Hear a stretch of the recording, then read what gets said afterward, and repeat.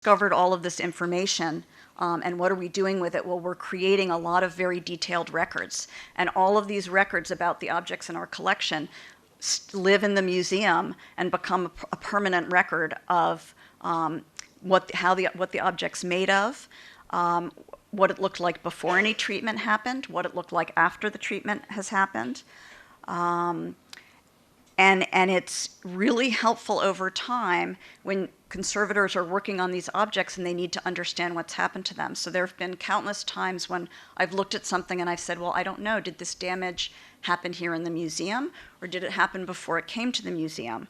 And I go back to the records, and many times I can get that information. I can see, well, here was a picture that was taken of it when it first arrived at the museum. It didn't have that damage. Now I know that happened in the museum.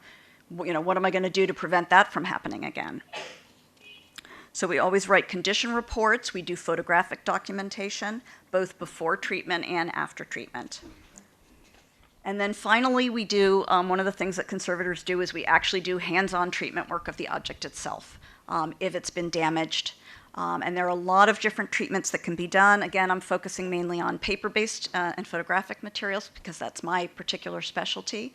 But documents can be cleaned, paint can be consolidated, that's sort of re-adhered to the paper substrate, tears can be mended, losses can be filled, we can remove tape and adhesive stains, and then we can also humidify and flatten artworks to reduce any distortions and cockling.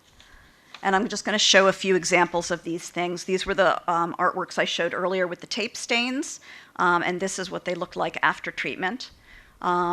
So there are lots of different ways using sometimes water, sometimes solvent, that we can remove tape stains and reduce that staining. We always do testing before we do any of these sorts of treatments to make sure that nothing is going to react badly.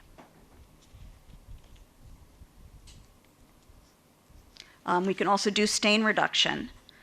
This is an example of, this was sort of an interesting piece because there were water stains on the edge, and then there was also this staining in the lower corner. And in discussion with the curator, we decided we were not going to try and minimize the staining in the corner because it showed how this page was from a book and people used to handle the book and page through it. And this is the remnants of the damage from handling. This stain, the water stain, was a later stain from poor storage, and so we decided we would remove that stain. And so you can see here that we were able to minimize that stain using a wet treatment. There are all different ways that you can remove stains. Sometimes you can use water washing. You can might use solvent bath, enzyme treatments, sometimes even bleaching to remove these sorts of damaging stains. Really important is mending tears. If something's torn, it's potentially either possible to lose an area that's completely torn away, or the tear can get worse if you don't repair it. So this is an example of a mending project. Usually we work from the front to align the tears properly, and then we reinforce on the back using good quality materials like wheat starch paste and Japanese paper. Wheat starch paste is a very good quality adhesive. We know that it has very good aging properties. It doesn't yellow as it ages. It doesn't stain, and it maintains its strength over time. And yet, it's reversible in water. So if we ever needed to remove the mends or remove hinges, we would be able to do that using moisture. This is an example of paper where we filled some losses, all of these losses in the corner. And sometimes you're making the decision to do that to visually reintegrate the image, but other times you might make the decision to do it to actually help the integral structure of the paper and make it stronger. In this particular case, we weren't trying to make these fills look invisible. We just sort of toned them slightly to look similar to the object. Whereas in the case of this document, we decided these had been the fills initially, and they seemed very distracting.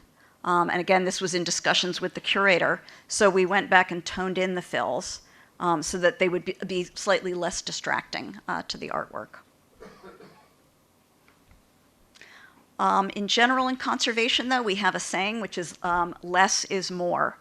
It is better to do as little as possible, sort of minimal intervention, because you don't necessarily always know over the long term how the materials that you're using on your artwork are going to hold up over time. And so many of the treatments that were done 50 years ago, we're now finding didn't hold up so well, and we're having to undo them and redo them. So it's better not to introduce chemicals and materials that aren't needed.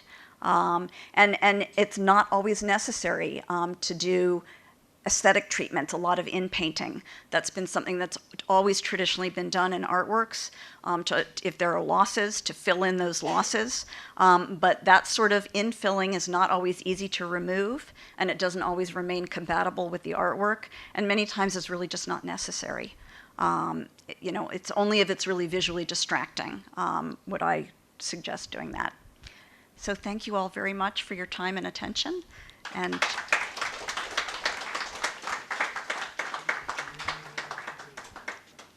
And I'm happy to take any questions. Yeah, good evening, ma'am. Good evening. The question is regarding the Renaissance paintings of Michelangelo, Leonardo da Vinci, blah, blah, blah. I mean, your suggestion of preservation, were they available to the painters of the time? Well, actually, that's a very interesting question. The painters from that time period were actually using very good quality materials. A lot of the paints they were using were naturally occurring pigments and minerals, and they've held up pretty well over time. So the problems come in from poor storage, poor handling, all of those things that I was talking about in terms of preventive conservation. But it's really more of the modern artworks that have become really problematic to preserve, because a lot of contemporary artists aren't paying as much attention to the materials that they use to create their artworks. Whereas really Renaissance artists actually cared a great deal about the materials they were using. So they were much superior, you mean to say? They're superior, yes, exactly, to many contemporary materials. Yeah. And that's true with paper as well, because papers that were made, hundreds of years ago and thousands of years ago are actually very good. They're made with good quality materials, cotton fibers, long-lasting plant fibers, linen, flax fibers. Those all hold up very well over time. When you get into the modern era of the 19th and 20th century, they started using wood pulp materials, naturally acidic, not very long-lasting. Fibers are all chopped up very short and small, so it's a much weaker paper and will yellow and degrade very rapidly. So a lot of the older books tend to be very well preserved, and newer books are actually in worse condition. Right. Slightly digression from the topic under discussion. Painters especially, professionally, they are recognized. I mean, you might have a contrarian view that they're recognized posthumously, as opposed to people of other profession, like sportsmen. He's recognized, he gets due credit during his lifetime. And a teacher, a scientist is awarded during his lifetime by a Nobel Prize or some other award. Now, will you go along with it, or might hold a contrarian? Even your president has become a legend in his lifetime. Okay, let's not get into politics. No politics. No politics allowed. So we are Americans. Okay. Okay. So how do you go about it? Well, okay, couple of points. Number one, paintings are outside of my realm of expertise. And, me personally, I feel like the art world has gotten a little bit out of hand in terms of the valuation with contemporary art and the amounts of money people are spending on contemporary art. Well, you'll chime into this, that the painters are recognized after their lifetime. You mean whether that's a good thing or a bad thing? I don't know that I really understand exactly what your question is. I think other people have questions, so if you could please pass the mic on. I haven't taken all that time, gentlemen. Okay, as you wish. I mean, you're from the library, I mean, the memorial. I work here. Yeah, sorry about it. Okay. Sorry to have crossed the bar. Okay, right. Any other questions? Yes, I was wondering, why didn't you show some workshops where this kind of activity is going on in your PowerPoint? You mean why didn't I show more pictures of like my laboratory? Yes, that's Oh, what sorry. I was expecting. You know, that. I was keeping it sort of a very tight focus on the preventive conservation, and so I just happened not to include that. But there are conservation labs all over the U.S. A lot of museums have conservation labs where they work on their collections. And then in the U.S., there's this tradition of what are known as regional conservation labs. And they're set up to do conservation work for smaller museums and historical societies and private collectors, places that don't have their own in-house conservation setups. And then there's a whole group of conservators who are in private practice. So those are individual conservators who just set up their own shop and do work for themselves. So there's sort of these three different tiers, at least in the U.S., for conservation. But when the museum conservators don't work on materials outside of their collections. I'll keep that in mind for the next one. I'll make my introduction a little more expanded. I have one question. You mentioned the fire in Brazil. Yes. Where, there was no inventory and they put out photographs. There was another thing in Baghdad in 2003 when that national Baghdad, that entire Mesopotamian civilization was, destroyed. But have you any idea, after issuing these things, how much of it has been recovered?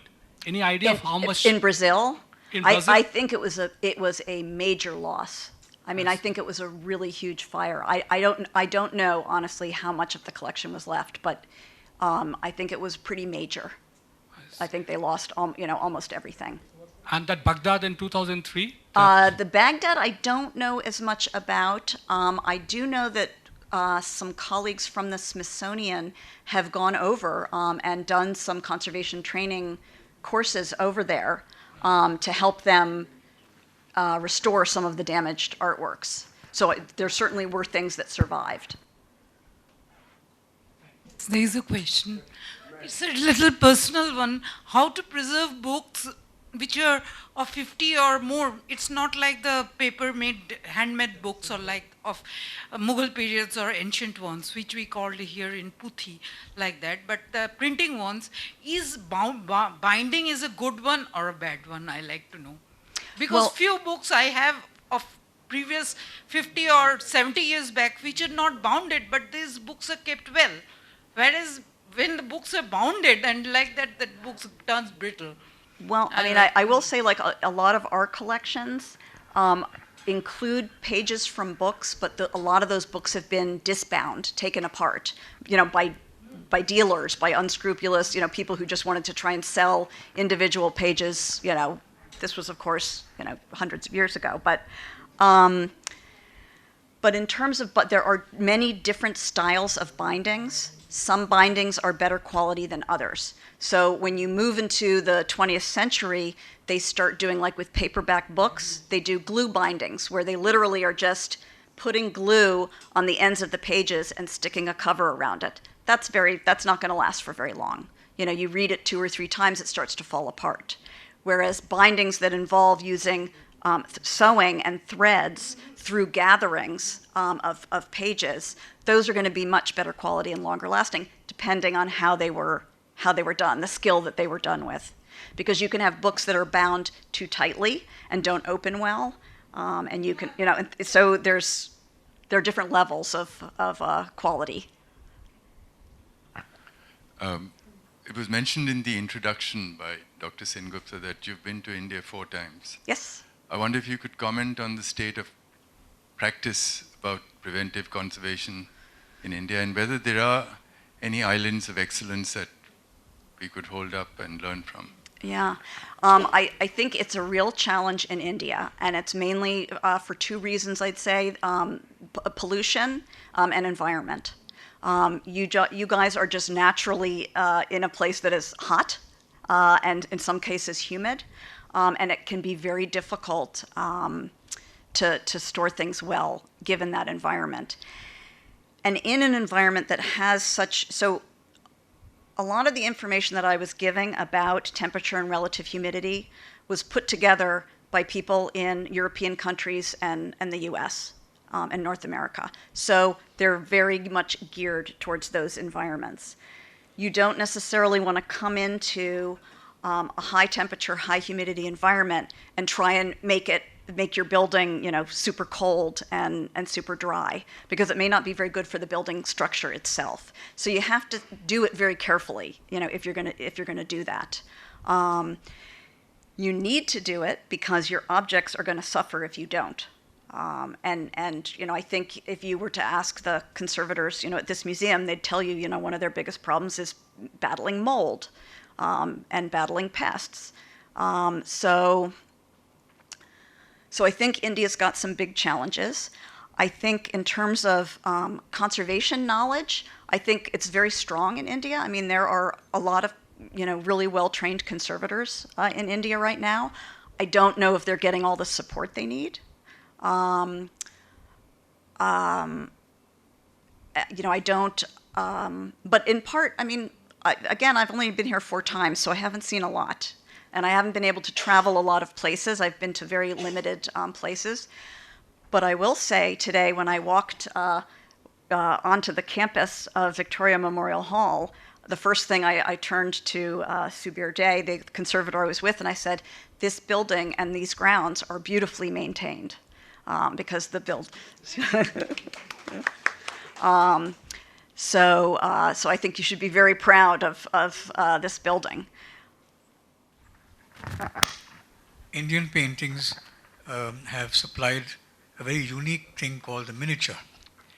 The miniature paintings had been done for the 15th or 16th century till about the 19th century. They were not done with any idea of conservation. They were just done using water and local materials, minerals mainly, and handmade paper. But they are I understand they're beginning to show signs with time, 500-year-old. So is that an area which somebody is working on in your galleries? Absolutely, absolutely. We've got a very nice collection of Indian paintings. I work on them. And interestingly, there are a lot of sort of inherent problems that are inherent with the materials that were used to create Indian miniature paintings. So there are a number of things at play. First of all, the paper itself that was used to paint on is usually very highly burnished. So they would coat the paper and then burnish it. So they have this very, very, slick, smooth surface. So the paint is already not going to adhere as well. Then, while they're painting, they go back in and do burnishing after they've painted of the paint itself. So now you've got a second layer of burnishing, which can perhaps contribute to the paint not adhering well to the paper. And then you also have some pigments that were used, and we particularly see it in areas of white paint. And I think I showed one picture of a painting that had flaking white paint. And that's because they generally used lead white. And the lead white paint, lead white happens to be a very dry pigment. They call it a drying pigment.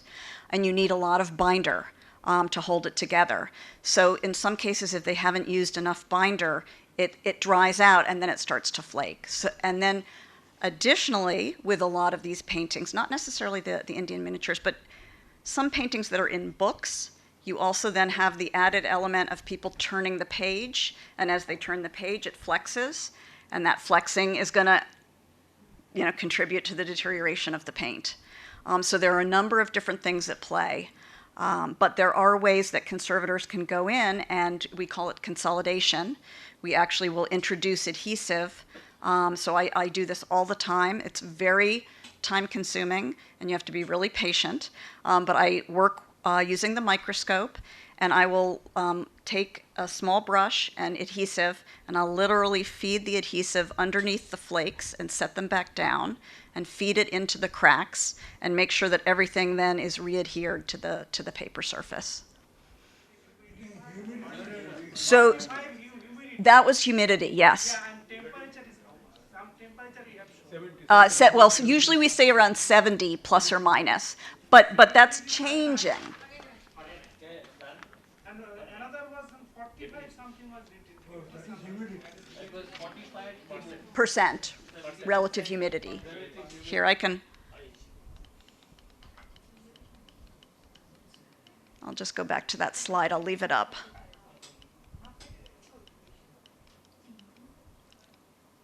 What I don't like about some of the changes that people are making to the relative humidity amounts is that they're saying 40 to 60% plus or minus, which then makes it, kind of even wider.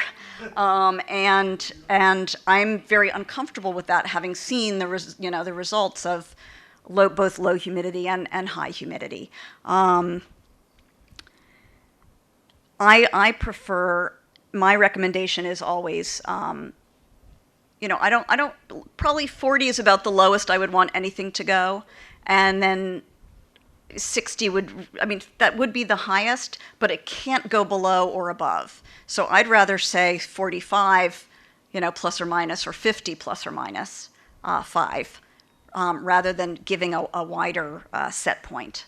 Sorry, I got distracted. Okay, there we go. So the most recent recommendations that have been made were made both by, there were two different ones, a group called the Bizot Group, and they're the ones who came out with this